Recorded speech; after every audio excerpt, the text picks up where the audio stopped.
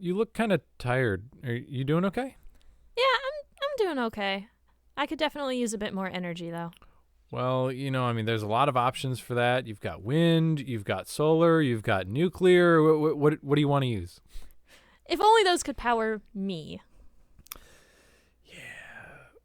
I'm sorry for this introduction. We were trying to figure out a way to intro it, but the question that we're going to be talking about today is assuming that we want to move away from the current primary energy sources that we have, which are mostly natural gas and coal, as well as oil, particularly for transportation.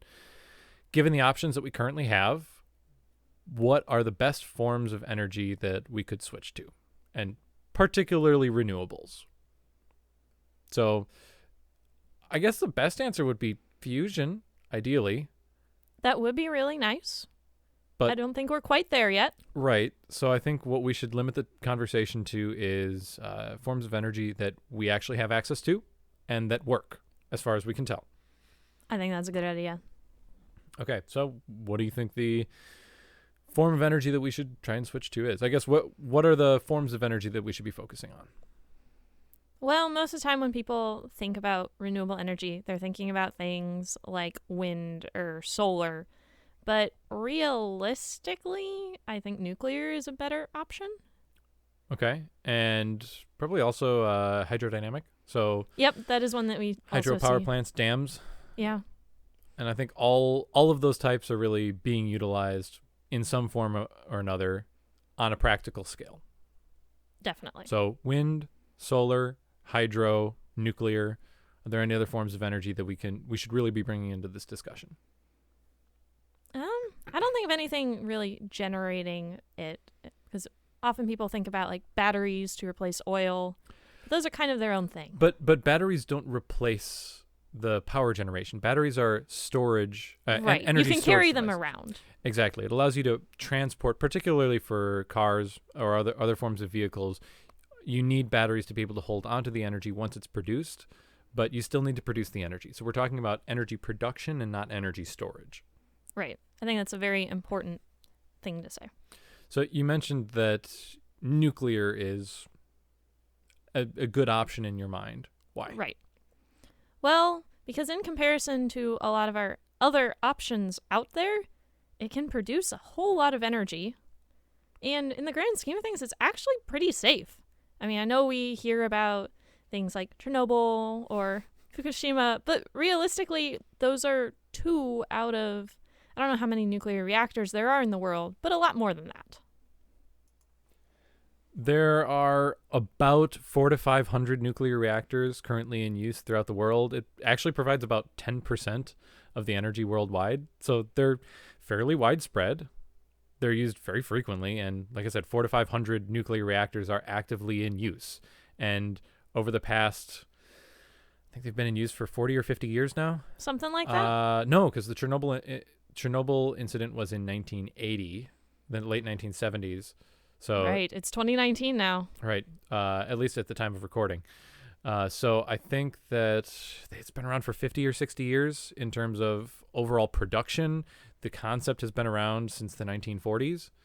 So considering only 2 major disasters have happened in the past half century over the course of 500 reactors, that's a pretty good ratio.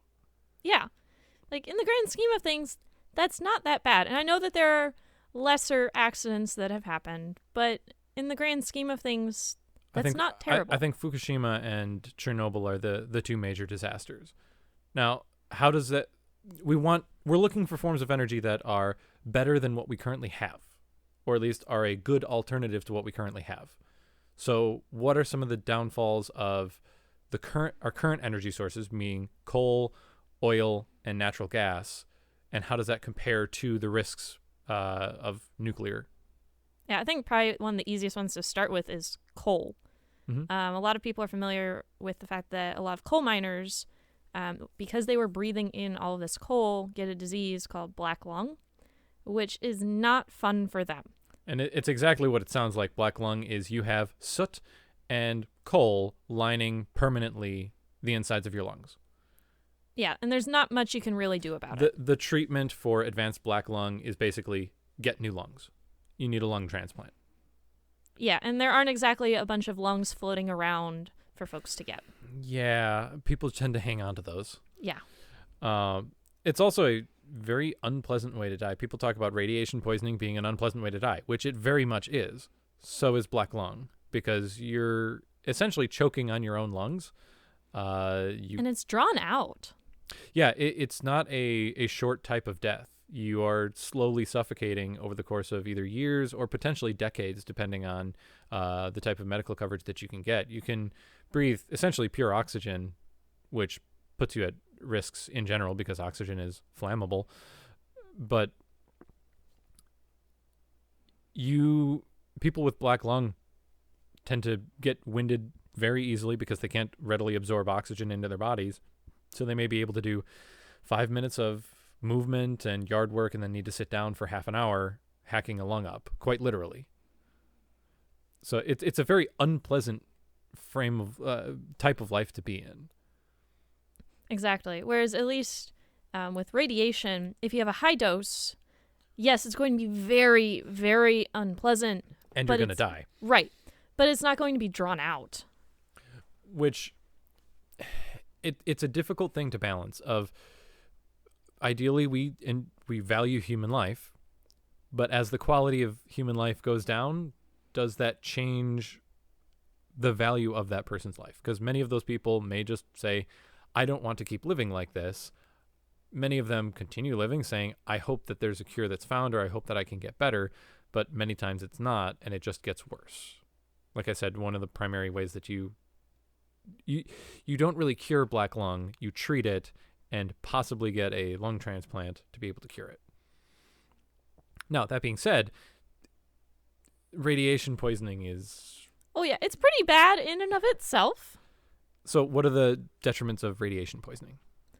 Well, the short term is not fun if you ended up getting a high dose. It's pretty much a lot of pain, I know, goes into it. Well, and organ failure. All of your organs just start shutting down. For high doses, when you're near let's say ground zero for nuclear reactor meltdown, you're looking at just total body organ failure within on the order of days to months. Yeah, it's not great. And if you are exposed to lower doses of radiation, you're not going to get quite those same symptoms. More likely than not, it's just a higher incidence of cancer. Right, which is also not a fun way to die. Right. It's definitely not fun. It is something that's fightable, and you can beat cancer, but if you have enough of a radiation dose that you get cancer once, there's a decent chance that you'll probably get cancer again because of the same reasons. Yep, and it can be hard to track them all down. Right. So in many ways, radiation sickness is comparable to that of black lung. And I think that's the best way to put it, is it's comparable. Because, sure, you can die of radiation poisoning, and black lung generally will not kill you immediately. But if you're in the mines and it collapses, then you will die immediately or quickly on the order of days. So right, and I that's think about the equivalent of a high dose of radiation. Right. So I think that between nuclear and coal, they are comparably lethal. Yeah, for the people that have to work with them. And I believe that the death toll from Chernobyl was on the order of 10,000, including it's difficult to estimate because of the way that radiation works and the fact that it just increases chances of getting cancer and various diseases. So you have to look at the area of effect. The chances of it affecting you go down, but the chances of having increased chances go down as you go further away from the epicenter. So it's difficult to model properly, but best estimates put it at, I believe, around 10 to 15,000 people have died due to the fallout isn't the right word, but due to the incident that occurred at Chernobyl, compared to the order of 1,000 or so people dying every year from black lung. There are more people that have died, far more people that have died just from black lung than have died from nuclear disasters. Nuclear disasters as in nuclear power plants melting down. Right, because if the nuclear power plant is running just fine, there are no problems with it. But for coal, We'll come back to that. I figured you'd say that. But in the case of coal, like, as we have to keep mining coal, there are going to be more coal miners. Yes, it's a problem that isn't going away. Like, we still need coal miners to be able to power coal power plants. You have the black lung problem. You also have the cave-in problem, and that level of risk, very poor working conditions. Yeah, not to mention all the environmental impacts from coal mining. That you're pumping soot out into the atmosphere.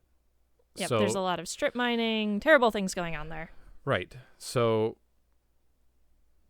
those are bad effects on the environment that coal has. What about nuclear? Because one of the things that people will bring up is nuclear waste. And you were saying that, oh, well, nuclear power is safe. What about nuclear waste? Putting aside for the moment nuclear meltdowns, what about nuclear waste? I mean, in general, there isn't that much of it produced by a nuclear plant in the first place. I'm curious if you know the approximate amount for an average nuclear power plant, about how much nuclear waste is produced. Well, I think Do we you know? also need to put a definition on the nuclear waste here. Are we talking about just Toxic the waste fuel? that cannot be reused and needs to be stored while it is dangerous. Okay. Because I do not know the exact numbers there, because that also includes a lot of things like the safety gear that somebody may have needed. I'm not talking about it. I'm talking about just the straight up nuclear waste. Straight up nuclear waste. The poop of the reactor, if you will. It's not that much. I don't know. It's on the order of like tens of pounds, isn't it? I am familiar with it. It's approximately, for an average sized nuclear reactor, it's approximately half of a semi-truck per year. Now, It's not that bad. it sounds like it, in terms of, well, this is horribly toxic waste. Yes, but it's half of a semi-truck per year for an entire power plant. Yeah, and it can be contained. It's not like it's a gas. Yeah, exactly. It can be contained. We're not releasing it into the atmosphere. We're not dumping it into the oceans. This is completely self-contained waste. The problem is, and this is where a lot of the contention comes from nuclear power, is what do we do with the waste? And I believe in the United States we have Yucca Mountain. Yep. And in Norway, they're looking at various ways of putting it deep underground and making sure that no one can access it. Not just for the sake of like using it for nefarious purposes. Just we don't want people to die. Right. trying You to really don't investigate want to this. stumble on nuclear waste. Right. So we need a place to be able to put it. But again, if we have, so currently there's 10% of energy production is produced by about 400 to 500, I believe it's 450 nuclear power plants. 10 times that would match world production. So let's call it 5,000 nuclear power plants. So 5,000 nuclear power plants every year producing half a truckload of nuclear waste. So that's about 2,500 truckloads of nuclear waste for the entire world energy production. I think we can find a place to store that. And 2,500 truckloads is, and I've done the math on this, is approximately equal to about 50 football fields 1 meter high. And that's American football fields. I mean, technically soccer fields or foosball, whatever you want to call it. A general field, like a sports field size, about 50 of those would be able to contain the waste for the entire world's energy production of nuclear waste per year. That sounds like a lot, but that's effectively a small fraction of a quarry. And this is not put into one location, it's worldwide dispersed. So we're looking at 50, that's not even one per country. The major countries basically dig a football field 1 meter deep that will contain all the waste that they need. It's I don't think as big of a problem as people make it out to be in terms of volume. I think the concerns are transport and access to the waste. Yes. So let's say that we have, like I mentioned, half a truckload for every nuclear power plant every year. If we have one location in the United States, it's a good example of a country that's very large. So let's say we have one location that we want to put all of the waste. That means that we need to transport nuclear waste across the entire country, which gives a lot of opportunity for danger. Oh, yeah. And even if you have half a semi-truck full, you wouldn't want to use a normal truck for that. But if we say, let's make a truck that can withstand getting broadsided by another truck so that it wouldn't leak the material. And this is material that can no longer melt down. This is just radioactive byproducts that are not fissile.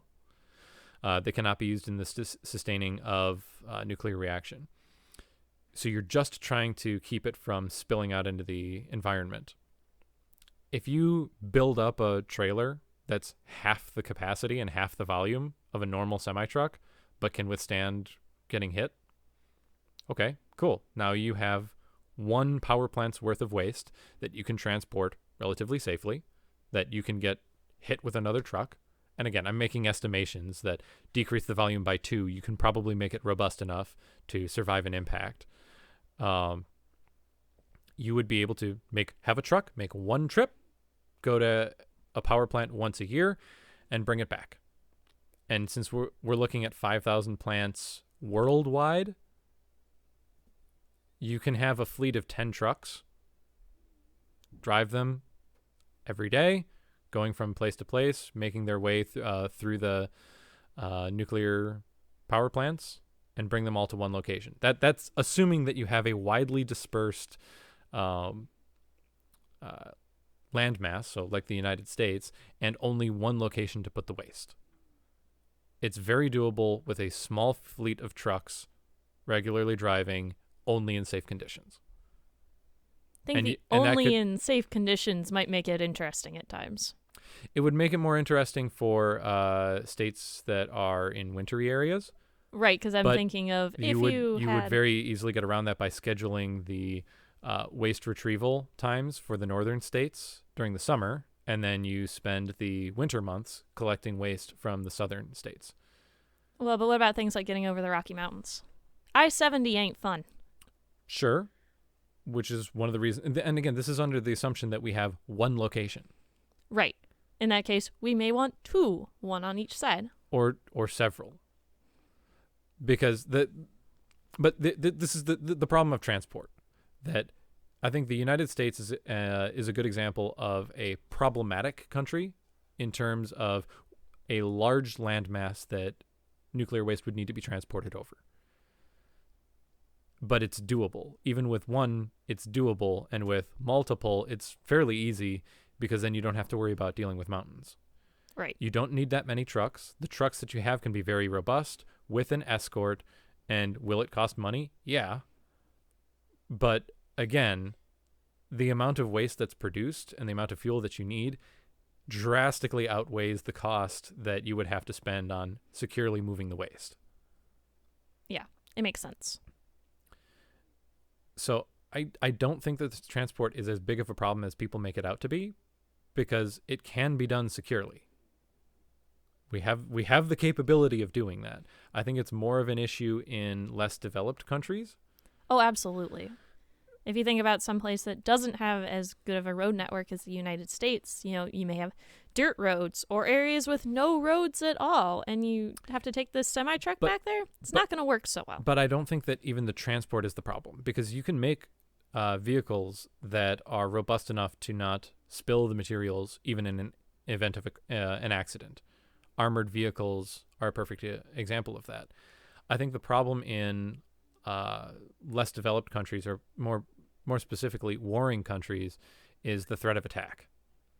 That people may want to get their hands on the waste. It's not usable, it's waste, but it could be used in something, for instance, dirty bombs, which is one of the risks of having nuclear power, is that if someone gets their hands on the waste, they could use it in a dirty bomb. Not a nuclear bomb, but just use the radioactive material to be more deadly in terms of the fallout. So I feel like a way of securing that would be make sure that there is a military escort a high-grade military escort around the material as well.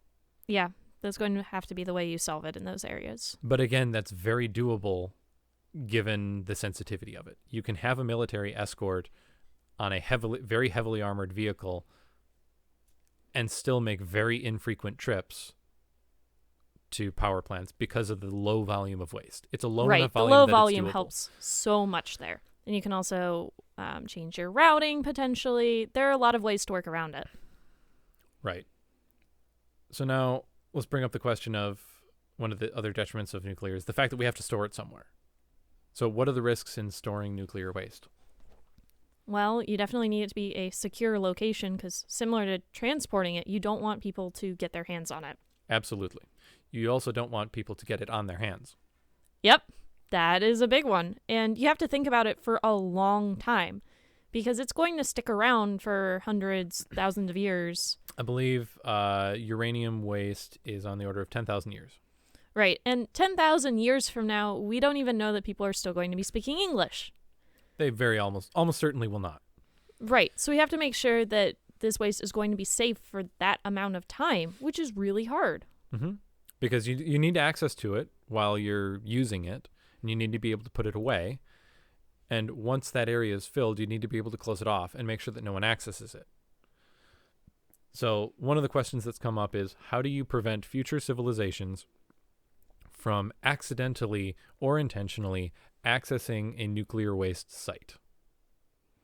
Right, and I've definitely seen some articles on this. One of the more interesting ones was just to make it seem like an area humans shouldn't go. You know, give it a lot of sharp points with weird angles, like lots of ugly black metal, the kind of place that looks really ominous and you don't really want to go in there. The fact that it's very dangerous to go in there, and perhaps try to find mathematical patterns or something to point people away. There's a big problem with that, though. And that's, let's take the pyramids, for example. Pyramids are very well constructed, very secure, and have lots of traps in them. What does that make people want to do? Well, it just makes me want to go explore them. Exactly. You want to know, why did someone build this? Why are there these traps here? There must be something valuable protected here. Wow, there's such security. I wonder what's behind this wall. People are curious, which is why some places that are looking at getting rid of nuclear waste are saying, we're going to make it secure, and then we are going to bury it and not label it. That once it's far enough away that it's not going to be impacting people, that the radiation is no longer going to be a danger, don't do anything with it. Don't label it. Pretend like it doesn't exist so that no one will be able to find it or be inclined to look in that location unless they have enough technology to be able to deal with the radiation that comes out. Because the only sign should be a slight increase in radiation, if that. It should be far enough away that there's no increase in radiation. And if you can detect the radiation, you should have the ability to handle it and the knowledge to be able to handle it. And I think that will definitely work if you can put this location far enough away from existing civilization. Right, and we currently have the infrastructure to be able to do that. So I think that nuclear waste is transportable with effort, but it is transportable relatively safely. And even in third world countries or less developed countries, there could be services available from the more developed countries to assist in moving that energy. The fact that it is so much more cost efficient to generate power with nuclear rather than spending the large amounts of fuel in coal or natural gas would drastically offset the cost of needing to transport this material. Yeah, that does bring up an interesting point, though, is do we have enough folks in these developing countries or these warring countries where they could run these reactors? Probably not. And part of the difficulty with nuclear reactors is it requires training. And that's, for those that don't know, largely the reason that Chernobyl failed. And we're talking a lot about nuclear, and we're going to continue talking a lot about nuclear for now. We will be getting to some of the other forms, but I think what we should do now is talk about some of the disasters that have happened and how they could be avoided. Because we're looking at what developing countries, or what are the risks to developing countries when they want to use nuclear power. And I think a perfect example of that is Chernobyl. Russia is still a developing country. The Soviet Union is generally considered a second world country, or was generally considered a second world country. And do you know, or are you familiar with what caused the Chernobyl failure? I've definitely seen some stories about it. There were a lot of things that went wrong, that's for sure. It was multiple errors that compounded on each other. And without getting into the nitty-gritty nuclear physics, the type of reactor that's used in, or was used in Soviet Russia and is currently used in Russia, is different from the types of reactors that are used throughout almost all of the rest of the world. The type of reactor that's used outside of the Soviet Union has what's called a negative feedback loop, meaning if it starts to overheat, the reaction changes in such a way that it decreases energy output. So as heat increases, as heat output increases, there's a chemical reaction effectively, or physical reaction that changes in the reactor that moves the fuel away from itself and slows down the reaction to prevent a meltdown. It's called a negative feedback loop. The type of reactor that the Soviet Union used, and what they were developing because it was cheaper to do, has a positive feedback loop in it, meaning that as higher temperatures get generated inside of the reactor, it causes a chemical reaction that generates additional heat. To combat this, they built safety systems such that if the temperature started rising, the safety systems should automatically respond to decrease the temperature down to a stable point. Which is reasonable. It's reasonable. It means that you have an active, instead, with a negative feedback loop, you have a built-in passive safety system. With a positive feedback loop like the Soviet reactors, you need an active safety system. Right, which may require electricity. Correct.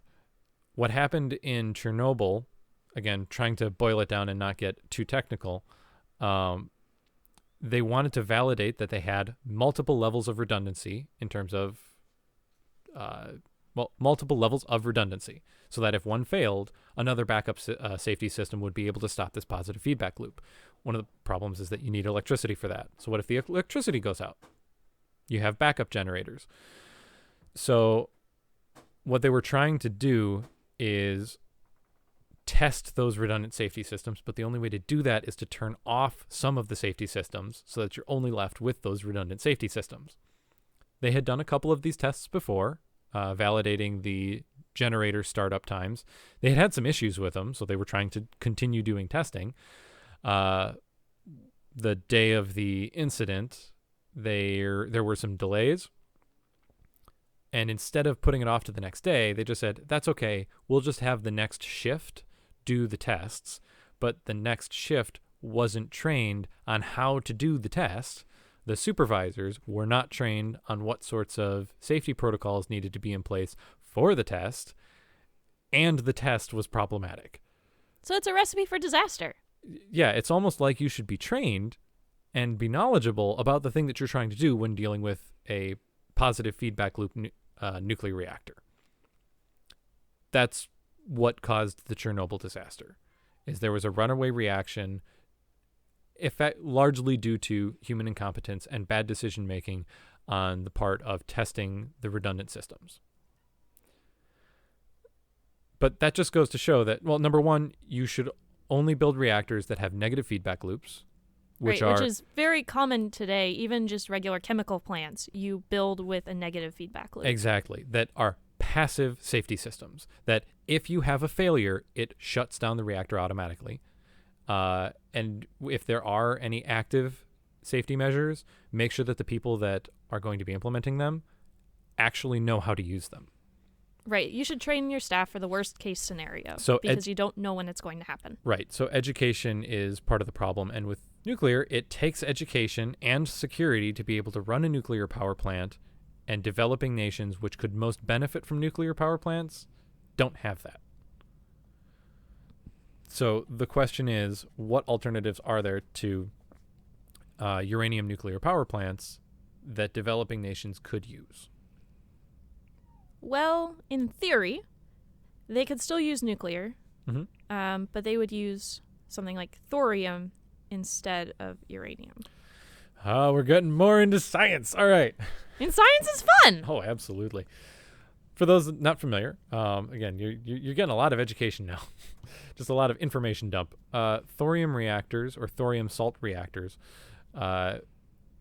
take a similar element to uranium called thorium. I believe it's number 233 as opposed to 235. Something like that. There are a couple of advantages, inherent advantages. Thorium itself is much more prevalent in the Earth's crust than uranium is. So that's benefit number one. Benefit number two, uranium, only about 3% of it is usable in the proper isotope in a nuclear reactor. Thorium, 100% of it, or like 99 and change percent of it, is usable in a reactor. Thorium is not a self-sustaining reaction. So it's another benefit. No matter how tightly you pack thorium together, with the exception of causing fusion, it will not have a runaway reaction. It doesn't generate power on its own just by being near itself. If you have a big enough hunk of uranium, it will start generating power. That's not the case with thorium.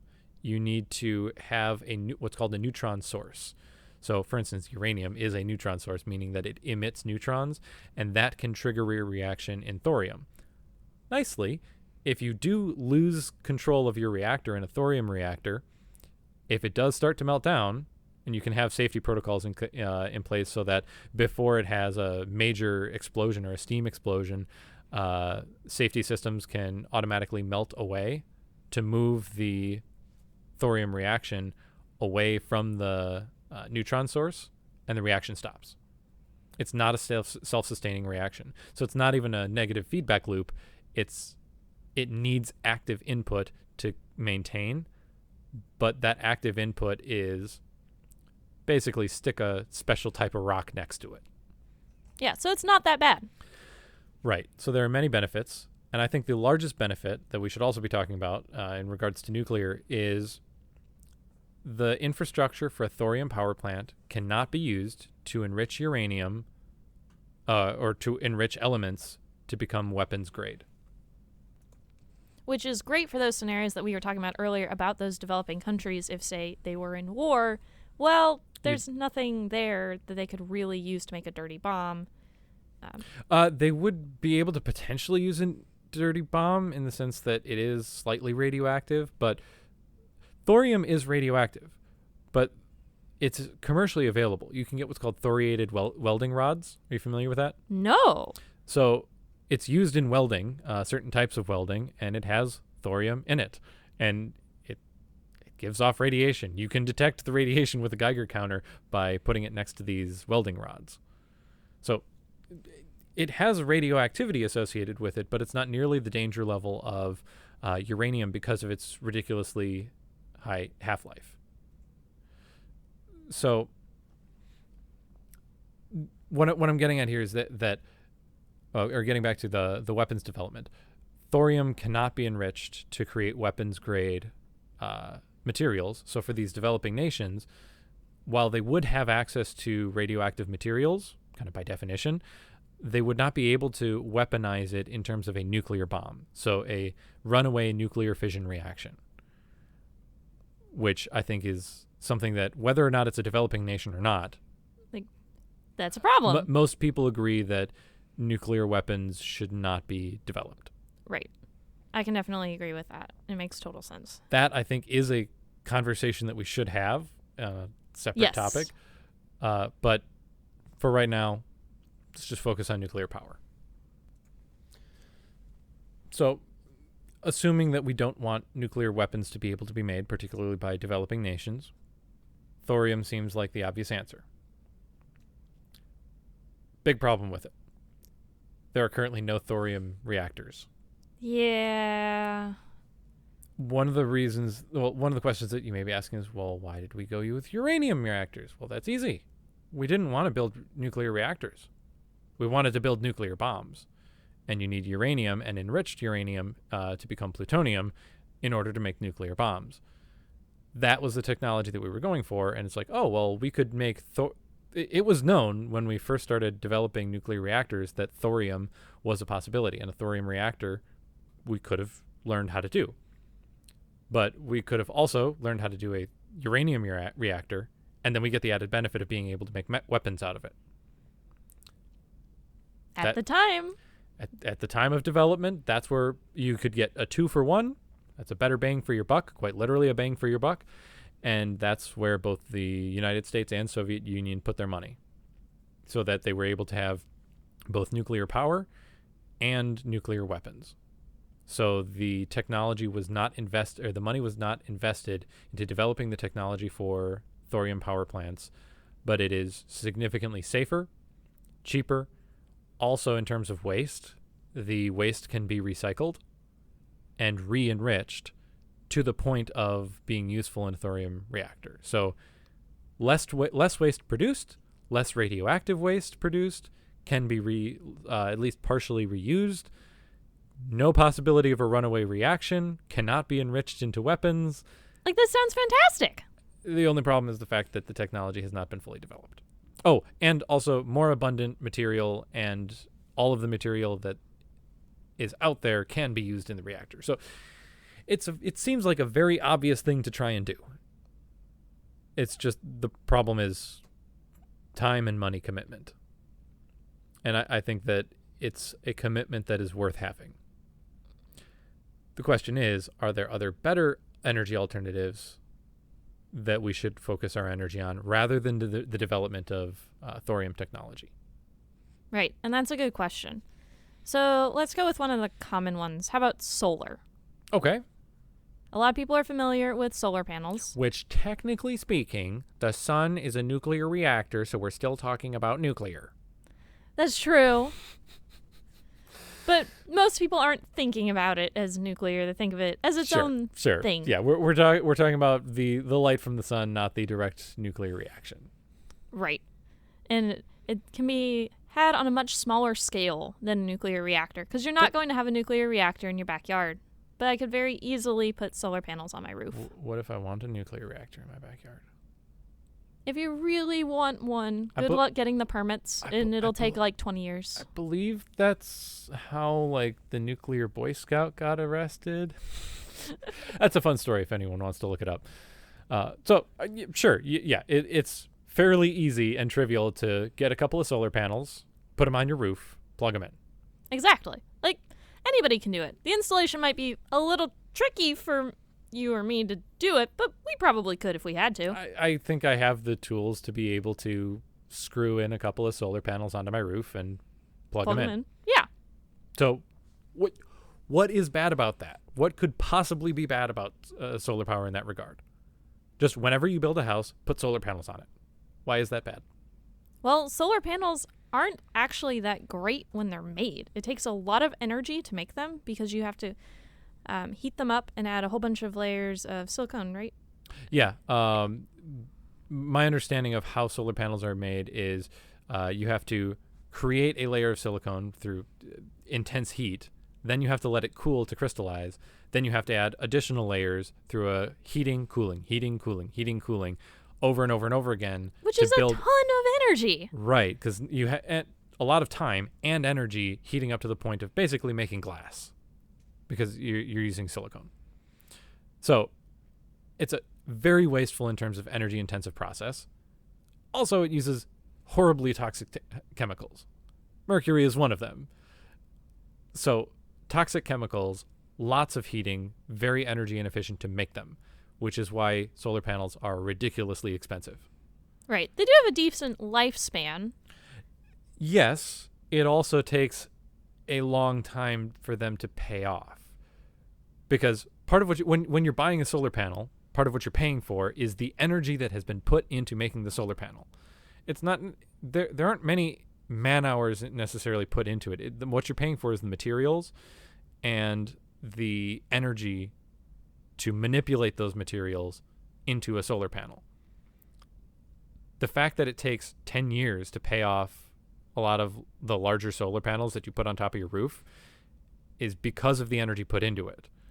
So while you're making money while it's sitting there on your roof, the lifespan might be 10 to 15 years, but it takes 10 years to pay off. Yeah, the math just doesn't really work there.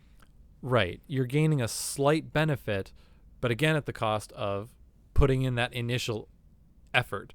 So let's say a solar panel is really good, lasts 20 years with no maintenance whatsoever, no loss of efficiency either, which does not happen, by the way. Solar grade efficient solar This is panel. a perfect solar panel we're talking about here. Right. We're talking we're talking advances, technological advances and ideal conditions. We're not worrying about going back and forth between summer and then winter and having snow on it and clearing it off. Let's assume that it's just constantly generating energy in an ideal circumstance, takes 10 years to pay itself off, and it lasts for 20 years. Okay. The energy that you put in needed to come from somewhere else, which means you're going to be using coal or natural gas or whatever other form of power you have at hand. But in general, right now, when we're trying to make solar panels, we're using coal, natural gas, hydro, or nuclear. That's the energy source that we're using. We're storing that energy source in the form of the solar panel, which for the first 10 years is negative. And then it makes back the cost over the next 10 years, assuming that we get technological advancements to the point where we can actually do that, and in ideal conditions where solar panels are actually functional. Right. And also in some areas, you can't actually use the electricity that you get from your solar panels. You have to sell it back to the grid at wholesale prices. So it could take even longer to pay it back. Right. So while there is a benefit to it, it's assuming ideal conditions. And even then, you're not getting that much of a benefit, considering if they break down, if they need maintenance, then you need to put more energy into them, either through replacing them or repairing them, which is also going to be expensive. And if you have to dispose of them, because recycling solar panels isn't something that can really be done, you just have to maybe recycle the materials, but you can't recycle the work if it breaks down. Repairing solar panels, like the actual solar panels themselves, once they're degraded because you're sticking them out in the sun for a long period of time, things tend to not really do well when they're just exposed to the sun for 10 years. You can't easily recycle the material or the work put into making them. So it's kind of a sunk cost in that regard. And like you mentioned, energy storage is the big problem. You need energy during the day, but most of the time when we use the lights, it's not when the sun is out. It's afterwards, which means we have to find a way of storing the energy that's produced by solar, which we don't have a good way of doing that at this point. Right. In a lot of places, you end up having to sell that energy back to the grid so that it's used somewhere else. Sure. When you're making it, or you have batteries or something like that. But the grid can then redistribute it to other areas, but that's assuming that those other areas need the energy. Right, and right now. Right. They can't delay the use of that electricity until later.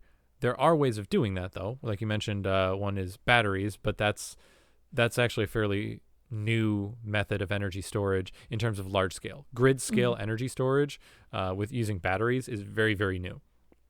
What's usually been done is water storage, making very large water reservoirs that during the day, when you have excess energy from a power plant or from solar power, wind power, you use that energy to pump water up, and then you let it drain back down during the night when you need to use it. The problem is that is something on the order of 5 to 10% efficient. So in other words, about 90% of the energy that goes in gets lost. So yeah, that's not good. It's not a very effective method of energy storage.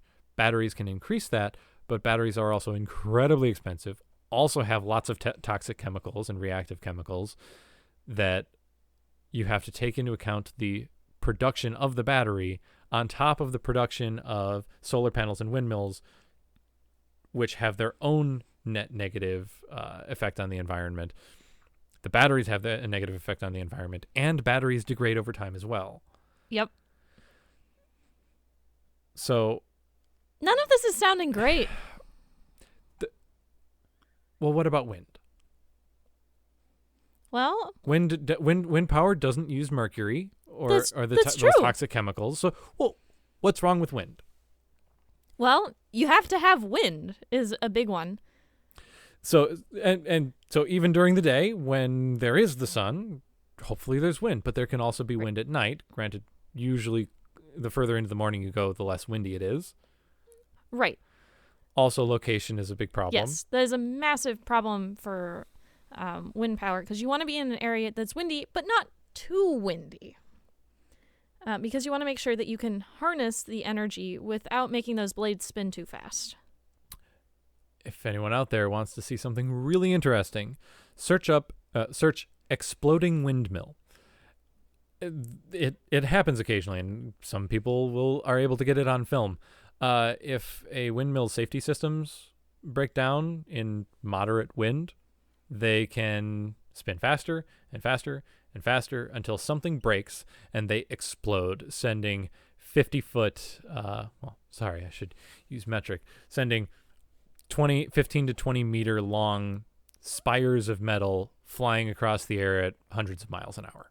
Which is fantastic when you have a whole bunch of these things standing next to each other. Yeah, so even when the windmills near that one don't fail or aren't spinning very quickly, when they get impacted by another flying piece of metal, they're going to fail, and you can have a potential series of failures, all of which have fast-moving metal flying all over the place. Right. It's not going to be common for this to happen at all. Sure. But worst-case scenario is pretty bad here. Sure. It also brings up the point that you aren't going to be able to harness all of the wind. Counterintuitively, if it's too windy, you can't use your windmills. Because it ends up becoming unsafe for the windmill to operate. Right. So you've got that going for you there. Also, have you ever seen someone try to transport these windmills to their final location? I have. Like I mentioned, 20-meter blades that you have to carry multiple blades for. That's not including the actual tower itself that needs to be built out. Right. It's not very pretty. You usually have these very special semi-trucks to carry it wherever you're taking them. Usually series of semi-trucks. Right. Yeah, because you may have only one blade of the windmill on the truck. Oh, no, I'm talking about like the semi-truck is, I think, usually two trucks kind of combined into one. Yeah, it's very fascinating if you've ever seen it. I used to live nearby one of these plants, and it was always interesting to see them try to carry one of these windmills out to the field to put it together. And the problem is really that you cannot build them on location. So, for instance, nuclear power plants, you build on the site. You can bring in the concrete and the materials in normal trucks and then build it on site. You can't do that with a windmill. Right. You may be able to assemble it, but that's about the extent. And even then, you're going to need a crane. Right. You also have to transport the crane out there. Also, building out the windmill, you need very large steel structures, which is also energy intensive to create. You need to create that in a central location, then transport it. And if we want wind to become a regular thing, we would need either large numbers of those plants to just produce the windmills, or a single plant and then transport them vast distances, which is very hard because of the size of thing that you have to transport. So you lose a lot of the practicality there. Also, where windmills are the most practical is where we have lots of wind, which is wide open spaces, and wide open spaces that can handle huge windmills spinning around. That tends to be away from populated areas. Right, and then you have to transfer all that electricity to a populated area, and there's a loss along the way. Right, so they're inefficient in that regard. Both creating the windmills, transporting the windmills is horribly inefficient and difficult and very limited in where you can go. The places that you can take them and set them up is generally very far away from populated areas.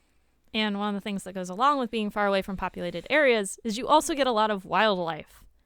Which, particularly with birds don't do well with windmills. Yeah.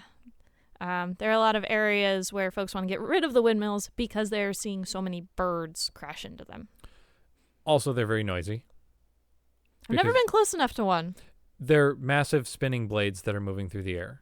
That's fair. Living near a wind farm is very noisy, which is one of the major complaints when they go up. But even beyond that, let's assume that those are not problems. Maintenance. And this is a problem with both solar and wind, but wind in particular is the fact that with wind, you have 20-meter blades spinning around fairly quickly. The tips, I think, are usually moving at 40 to 50 miles an hour. And it's a one-sided weight. There's a lot of torque on the axles that you have to have the generator in the windmill right next to the bearings that are supporting all of the weight of the windmill. So you need massive bearings that need to be constantly turning while also generating the electricity. And regardless of how fast it's spinning, there's a lot of wear and tear on that technology.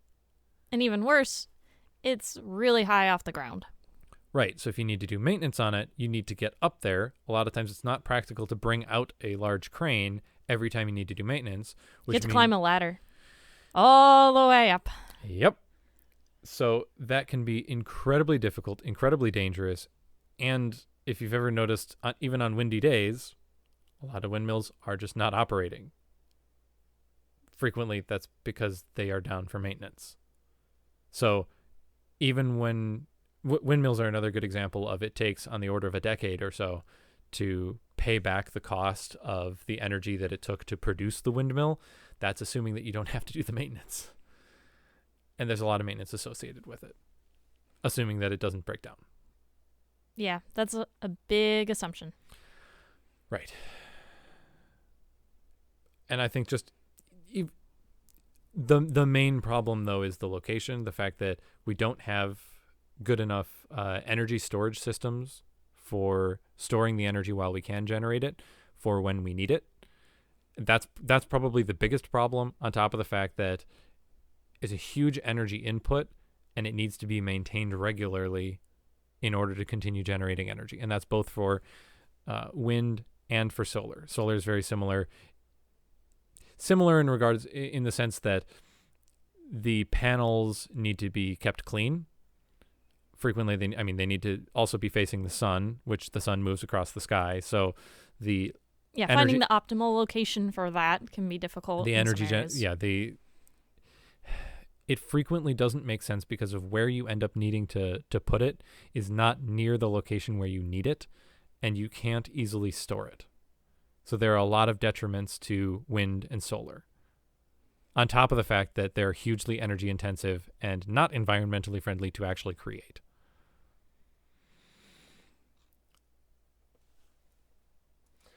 So one thing that we could bring up is the fact that, I guess, a benefit of wind and solar over nuclear is the fact that, well, they have less of an impact on the environment.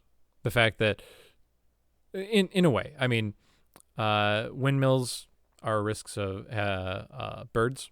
They put birds at risk, but it also takes a lot of land for both wind and solar. Oh, absolutely. However, they don't put radiation into the environment. Right. They don't really change. Well, I shouldn't say they don't change the environment, because they do. Sure. So let's go back to nuclear and look at how it affects its environment.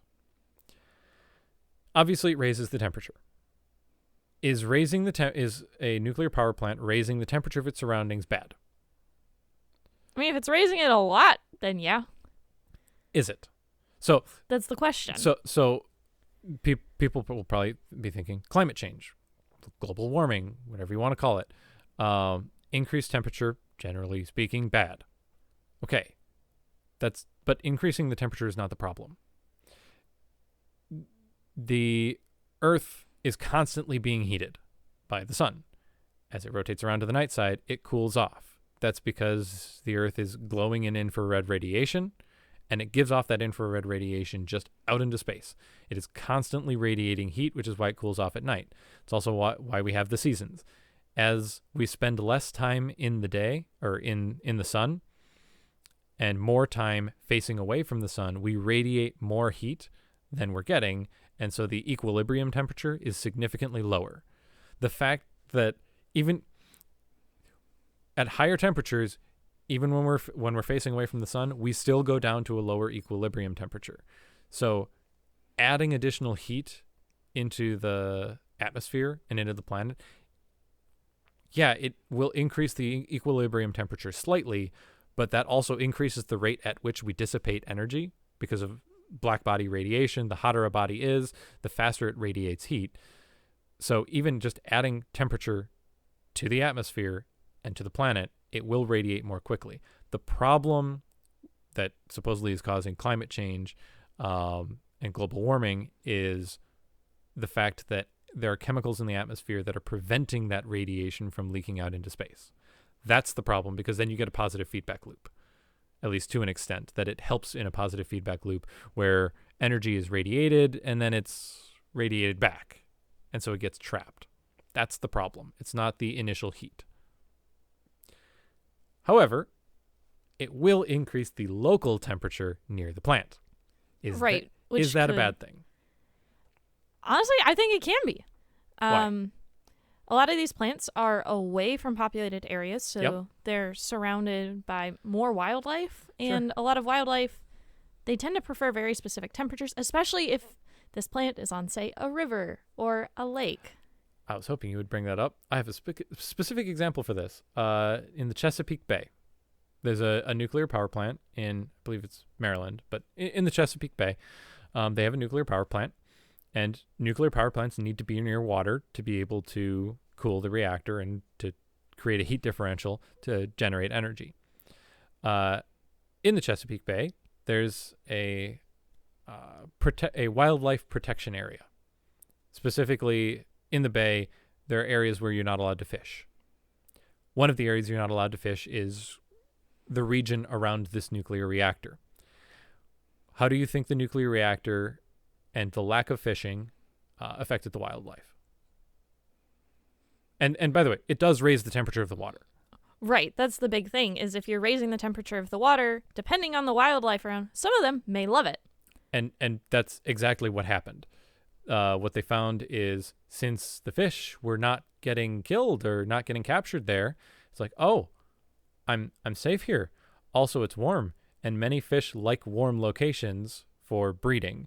So this area in the Chesapeake Bay is a massive breeding ground for many species of fish because, number one, they're protected, and number two, they have better rates of reproduction in warmer areas, so it actually helps the environment in terms of increasing the number of fish and wildlife there. So it actually ended up being a net benefit.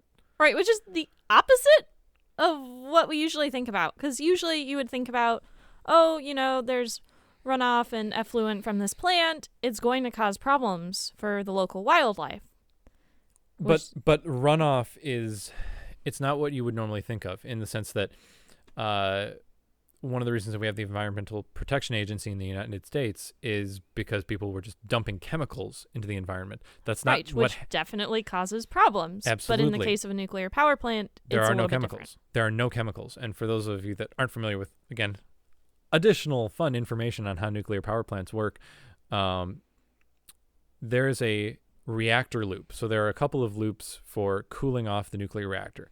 There is the water that is in direct contact with the nuclear material. That is radioactive water. That is in a closed system loop that does not contact any other water. It stays in the reactor.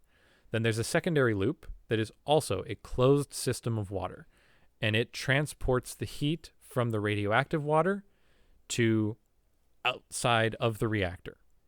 Again, it's a closed loop. Then water is brought in from outside in a third loop, which is an open loop, which just pulls in water from some water source, either a river or just large body of water. And that is cooled on the second loop. So you've got radioactive water in the core. That cools another closed loop with no intermingling of the water. Like, the water does not transfer between loops. It cools off another set of water that then cools off another set of water. So even though the water in the central reactor is radioactive, and it may transfer some of that reactivity to the secondary loop, it's a very small amount, and the amount of radioactivity that's transferred from that secondary loop out to the open loop, which is actually getting fed out into the water system, is negligible. It's comparable to background radiation. Yeah, so that's not that bad. And as far as I'm aware, there are also regulations about how hot that water that you're sending back out can be, too. So it's not like you're sending boiling water out into the lake. Right. It's one of the reasons that we have cooling towers, is to give that water a chance to cool off before being added out into the environment. Yeah, So that's actually not as bad as I was expecting. Right. There's no radiation that's actually put out into the environment, or negligible radiation. And when I say negligible radiation, I mean everywhere you are, there's radiation. You are being irradiated through nuclear reaction from the sun. That's one of the reasons that we can get skin cancer, is the radiation from the sun.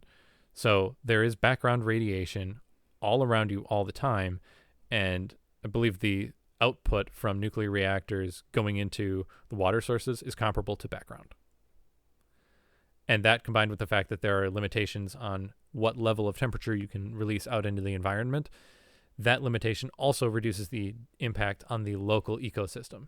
It will be slightly warmer, but again, most animals actually like the heat. That's one of the reasons that HVAC systems and cooling systems have to have vents on them, is to prevent animals from getting into them. Because guess what? It gets cold at night. Animals look for warm spots. And warmth is something that is generally beneficial to wildlife. As long as it's not hot. You don't want to kill the animals. Yeah, we don't want to boil our lake here. I mean, have you ever been to a crab boil? Actually, no. Or a crawdad boil? Crayfish? Lobster boil? No. You haven't lived. I just get fried catfish instead. Okay, that's fair. But you're not going to boil them. Regardless, let's not boil animals alive. Yeah, we can agree on that. Potentially. Like I said, I mean, you boil lobsters alive. You boil crabs alive. Those are food, at Who least. cares about them? They're spineless. How many people did we just offend? Anyway, speaking about marine life, we have not talked about hydro yet. Yes, and that's another one that we'll see commonly. Although you're pretty limited in where you can use it, because you need a large body of water, typically a river. Yep. Although there are some out there that can use waves, which is kind of interesting. That's a developing technology. Right. Yeah, it's not very far yet. Correct. So we'll just focus on the more typical, you're using a river, you have a dam, and you created a reservoir. Sure. And as you let water out, that turns some turbines, which get you electricity. Now, there are also some just hidden benefits of that, in the sense that usually when you have a river, there's a flood zone. And so when there's heavy rainfall, that water needs to go somewhere and can frequently flood the area around. Having a dam can allow you to contain extra water during heavy rainfall and prevent it from just all going out at the same time into the floodplain. Granted, if the dam breaks, then you cause a huge flood, but assuming that your safety procedures are in place and you don't have a failure, a catastrophic failure like that, it can actually create added benefit of reducing the number of floods overall and the average number of floods in an area that would otherwise normally be flooded. And it gives us control over when that happens. Right. And also, on the flip side, you can use it to help control the flow of the river in non-flood times. So, for example, you might have a river in a drought, and you can control the amount of water going through so you can keep it flowing. Mm-hmm. So there are definitely some benefits to having a dam other than this electricity. Right. There is, since we were on the topic of wildlife, though, there is the problem of wildlife. How do you have a dam that completely blocks a river and still not be overly intrusive to the wildlife? So, for instance, salmon migratory patterns. Yep, that's a big one that comes up a lot because you have to give the salmon away to get up this dam. Mm-hmm. Which there are ways of doing that, one of which is having a route around the dam that has a small river or creek or whatever you want to call it that takes an alternate route around the dam such that animals can still go up and down that section of the river. And one of the other things that you need to do is make sure that the input of the turbines does not allow fish to get in. Yes, that's a big one. So having a net that blocks off access to fish but allows water to flow through, and then the water goes into the turbines. So it's a reasonably easy enough problem to solve. Right, and there are also more interesting ways of solving it too. Like I've seen like a salmon vacuum essentially, where they enter it at the bottom and they're just taken up to the top. I'm imagining kind of a salmon trolley service. Pretty much. Because some of those dams can be massive. And if you did a more traditional like ladder for them to go up, they get tired and they may not make it all the way up. Mm-hmm. Sure. So, but it's workable. Right. And it's something that we've had experience with for at least 100 years in terms of making dams and trying to minimize the impact on the environment. Now, granted, you also need to build very large structures, and that's one of the big difficulties with making a dam is once it's built, you have all this water behind the dam. How do you do the maintenance? Yeah, because you may have divers, and just in general, it's so big and there's so much concrete that it's hard to keep track of everything. You have to be really on top of looking it over, making sure there are no cracks. The maintenance is difficult, but it's doable as long as you're careful. Largely, I think the biggest issue is properly building the dam in the first place. And for instance, one of the biggest problems with dams is the outflow can be very dangerous. Just the hydrodynamic flow constantly flowing over a particular area can wear away at the material, and you don't want the material of a dam to wear away. So that's a recipe for disaster. Right. So you need to be very careful with the construction of a dam, but they're amazing modern marvels of engineering. And I think that the technology is relatively well proven. You don't really hear much about dam failures. Like, if a dam fails, it's catastrophic for the downstream or down flood area. But you very rarely hear about catastrophic dam failures. That's true. And there are a fair number of them out there, too. Right. Luckily, they tend to be slower. So, for instance, if cracks start to form, you can repair them. As you go, you can see that there's a problem forming. Nuclear reactors, if you have a positive feedback loop, like in Chernobyl, things can happen on the order of minutes. Yeah, and there's not really time to put your emergency plans into place. Right. Whereas with dams, things are slow enough that people can react to them.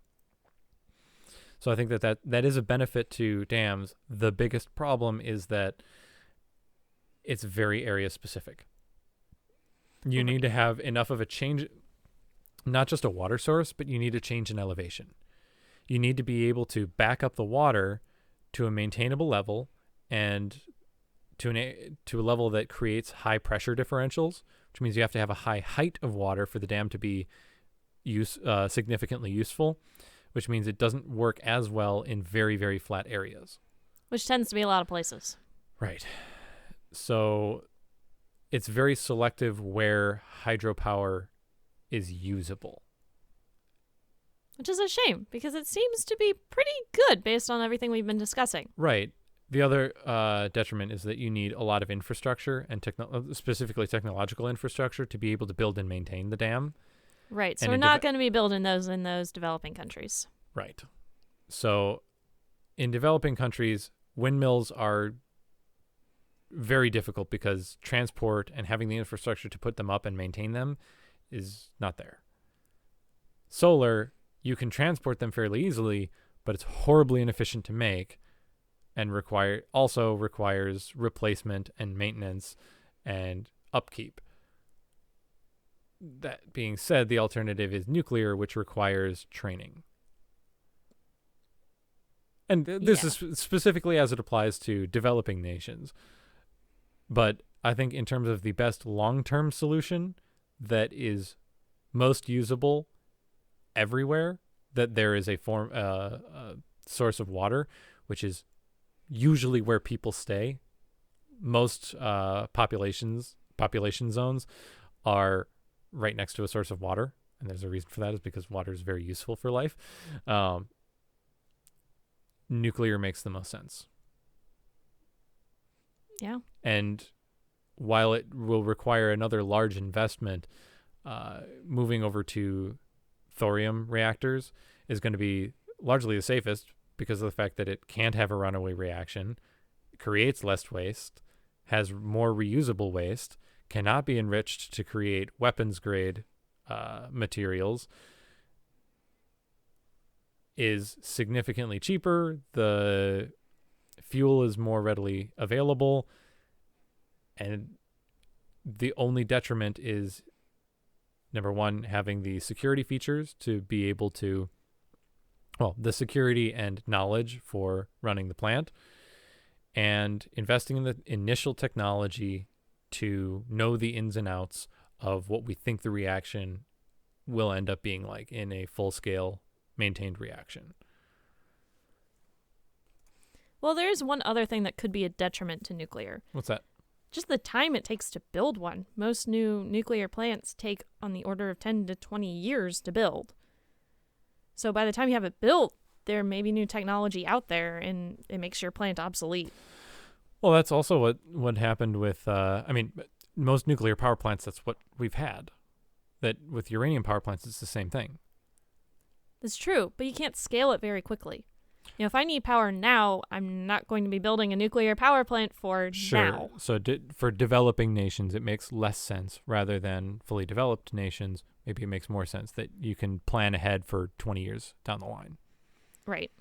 Now, granted, India is one of the countries that is looking at using thorium reactors. However, they're building more uranium reactors than they are trying to go for thorium reactors, but they are also a developing nation. So they're looking forward far into their future to try and build that infrastructure so that they don't have to rework it. Because you can convert, with effort, a uranium power plant into a thorium power plant. That's true. The general infrastructure is there. You just need to change out the technology. Yeah, which is going to be a lot easier than trying to build another plant. That's Correct. for sure. Correct. And granted, as we gain more knowledge about how to build the plants, the production of the plants is getting shorter. But how much of that is really knowledge about the plants versus something like the bureaucracy surrounding actually building one? That's fair. As we get further and further, bureaucracy starts to take over more and more. Because let's face it, I don't exactly want a nuclear power plant in my backyard. As much as I like them, I don't want it next to me. And that's one of the detriments, is the stigma around nuclear power because of Chernobyl, which, by the way, happened 40 years ago in a developing nation that uses a different technology than almost all other nuclear reactors in the world. Shouldn't that be an example that it's been 40 years, guys? Can we please move on past this? That to briefly rehash what we were talking about with Chernobyl. It's a reactor that isn't widely used because it has a positive feedback loop and is not entirely stable without active safety measures. So almost all nuclear reactors do not use that type. It failed in a developing country because it was tested by turning off the safety systems to test the last level redundant systems. They switched to a group of people that were not properly trained on how to run the tests that were supposed to be run because they didn't want to wait another day for the shift that was trained for it. And the supervisors were also not trained in the proper safety procedures for the reactor. So you're using a bad type of reactor, you're using untrained people, and deciding to go ahead with a critical, very risky test, despite the fact that international standards 40 years ago already said it was a bad idea. The Chernobyl disaster is not a modern reason that we should not be using nuclear power. Well, then let's look at a more modern one, like Fukushima. Because that was still really bad, too. It was also considered a level 7 on the scale, which is exactly like Chernobyl. Those are the only two events that were at that level. So they are comparable in that regard. And also the problem with the Fukushima plant is the fact that it's some of its redundant systems in terms of actively making sure that that water flows into the reactor and prevents a meltdown. Those were put underneath the sea level. That those generators were right next to the ocean and were put underneath sea level. They were below sea level, which meant when a tsunami hit, which happens frequently in Japan, the generators were underwater. They couldn't run the pumps to cool the reactor, and the reactor exploded. Right. So it's another problem like Chernobyl of bad planning. Yes. It's bad planning. It's not actively poor decision making. It was bad planning in the construction of the plant. Yeah. So even in that case, a more modern reactor was still caused by just planning and design having problems. Mm-hmm. It's not something But again, those are the two main incidents of nuclear power plant failures that were catastrophic. Two. Over 60 years.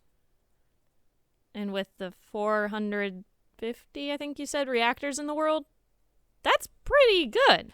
Yeah, 2 out of 450 is, what, 0.5%?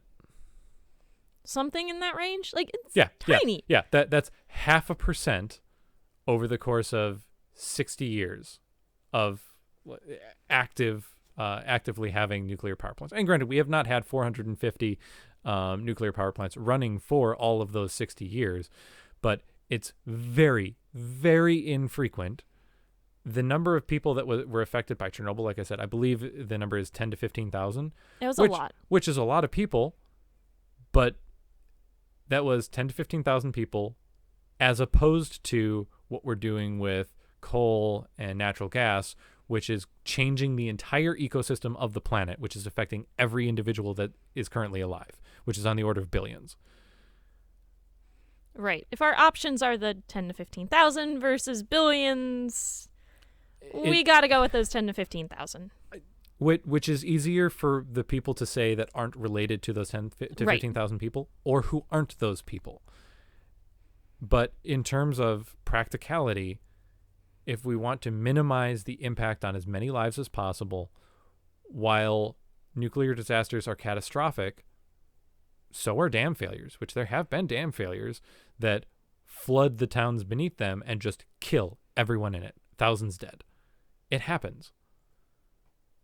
How those people die is going to be different, whether it be radiation or drowning, depending on the type of power plant, or an explosion of a power plant, oil fires, oil refineries exploding, fires at gas stations.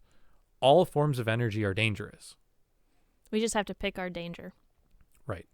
And I think the one that has the least amount of danger per energy unit generated, generally speaking, is nuclear. And it could be made even safer by using thorium reactors rather than uranium reactors. So most of this episode, contrary to what we usually do, has been honestly a lot of education and science talk and a direct comparison over which are really the best options. What I want to get into now is how these various topics have been misused in terms of politics. I would contend that anyone who is trying to argue for renewable energies that doesn't even bring up nuclear as a possibility is a hypocrite and is simply trying to push political gain. I kind of see it from a slightly different point of view there. And what is that?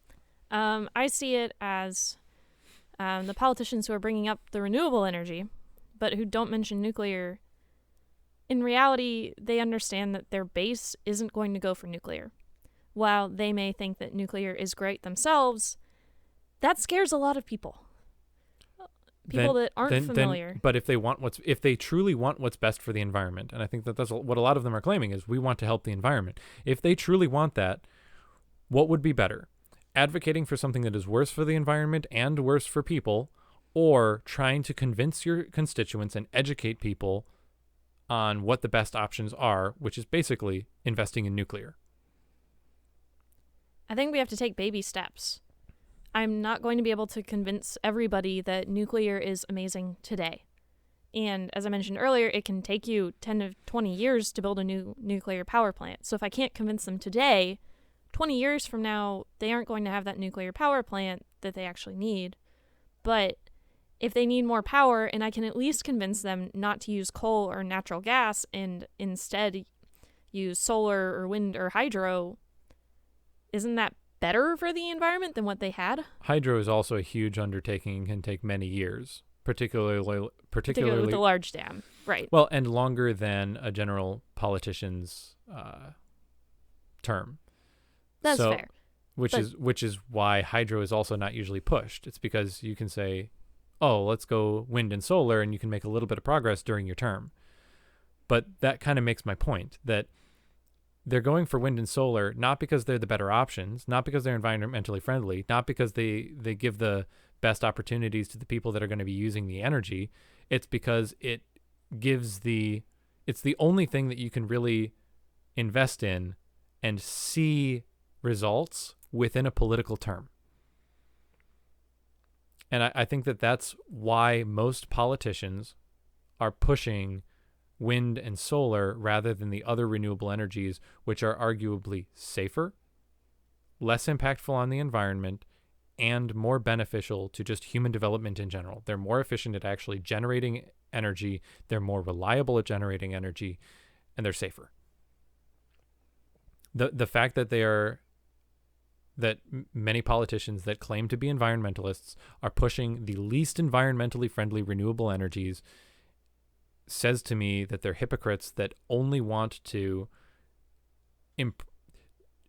sell renewable energy for political gain, because they're only using the things that have return within a political term and are the easy sells. Well, they are definitely easier sells. I'm trying to think of people like my grandparents who were alive at the time of Chernobyl. Mm-hmm. I don't think I could convince them, no matter what I said, that nuclear is a good option today. Because they were around at the time. Mm-hmm. And part of the problem is a lot of our voters right now are the boomers. Sure. A lot of older folks who are voting. And if you are pandering to your base and actually representing the people of your district, well, if they want nuclear, well, they're not going to go for nuclear energy as well as they would go for solar or wind. Fine. And if we're going to make some sort of progress, at least go for the one where we have a chance. Okay. Now, that being said, those same people that are going for the wind and solar make an attempt to demonize nuclear energy. That, oh, no, it's unsafe, it's horrible for the environment, radioactivity is terrible, and they try to actively demonize nuclear power. If the best thing to do would be say, all right, let's do some things in the short term to get away from coal, natural gas, and oil. Let's work with some form of maybe even if we get a slight benefit of an 11-year lifespan with a 10-year return, that's still a slight energy benefit with solar and wind. Let's try it. Let's develop the technologies to be able to do that and do it more efficiently. Let's try it. Also, let's look at ways of doing cleaner nuclear power, like thorium, completely different from the problems that we've had in the past, significantly and sold that safer, way, I think sell it would that work. way. The fact that they're not selling it like that and that they're demonizing nuclear tells me that they're trying to do it only for political gain. But how much do they even know about nuclear as well? You should be trying to learn about it. Right. And realistically, I want them to try to learn, but something like thorium, you kind of have to go out of your way to learn about that. The people that are demonizing nuclear are the same ones that are saying, to quote Ocasio-Cortez, the world is going to be irrecoverably damaged and the world is going to end in 12 years. If you think that the world is going to end in 12 years, you're going to take every precaution and every reasonable step that you possibly can to save the planet. And the most effective way to do that is with nuclear power and not all of these other renewable energy sources. So if you're going to the extent of saying the world is going to end, we need to do something, you're not talking to the sane people and trying to convince your base of, let's take the most sane option. You're going to take the most extreme and the most effective option to save the planet. And the fact that they aren't taking the option that is most likely to save the planet, which is either thorium or even uranium power plants, the fact that that's not where they're going, and they're not even hinting at it, they're going against it, is the exact opposite of what they should be doing if they actually believed that the world is going to end in 12 years. If the world's going to end in 12 years, they don't have time to build the nuclear power plant in the first place. Then convert the ones that you currently have. There aren't that many around in the United States. It's still better than the alternative of not having them or shutting them down. That's true, because there are a lot of them that are being shut down. Some of them are being shut down. It's like, if you think that the world is going to end, make sure that you have the best energy source you can to minimize the effect on the environment. Don't be shutting down nuclear. And that's what I mean. It's not only that they're not advocating for it, or they're actively demonizing it and trying to get them shut down. Yeah, I don't like that either. Just the idea of shutting them down. We already have it. Which increases the load on the system, either for renewables or for coal and natural gas. Right. Like, at least use what we have. Right. And that is why I make the claim that they're hypocrites. The people that are pushing renewables specifically only, like saying we should only be using wind and solar, are hypocrites, because they're the same type of people that are actively shutting down the other forms of energy that are significantly cleaner than all of those and produce more energy than all of those, or at least more efficiently. They're demonizing it and shutting them down. It's only for political gain. Yeah, I can understand pushing solar and wind as stepping stones, but no. Shutting down nuclear plants, that's not going to help the world. And I agree with that. And I think it's a mentality that people should be mindful of. If a politician is making short-term promises and ignoring the benefits of long-term planning, they're probably just selling you snake oil and trying to use you to get your vote. And I think that philosophically, you need to keep an eye on that, just in terms of whoever you're voting for and for whatever it is. In particular with energy, vote. There's nothing wrong with voting for someone that wants to help the environment. But if they are not willing to even consider the ideas that will actually be the best option for the environment, that also have a positive impact on people, there is a high likelihood that they just, as a premise, don't actually care about the environment. And maybe they even do believe that they care about the environment, but the fact that they're not willing to take into consideration other options says that they're mostly just trying to play the political game rather than help the environment.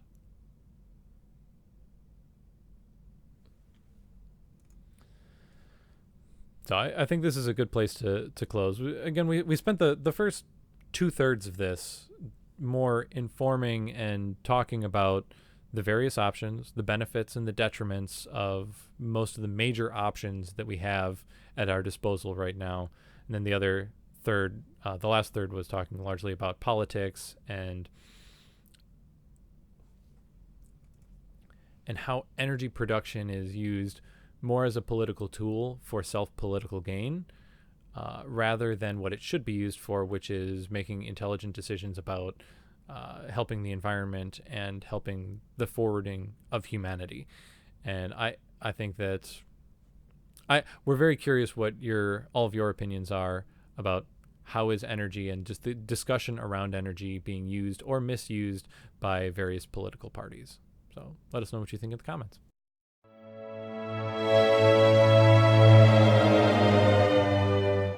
Hi everyone, thanks Thanks so much for listening to this discussion. Your interest really means a lot to us. If you want to help support this podcast and our goal of sparking discussions and bringing people together, check out how to contribute in the description. Happy deeping!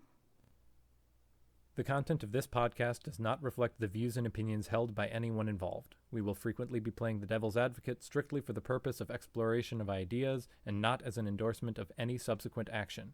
We condemn all acts of violence other than those of self-defense against physical harm.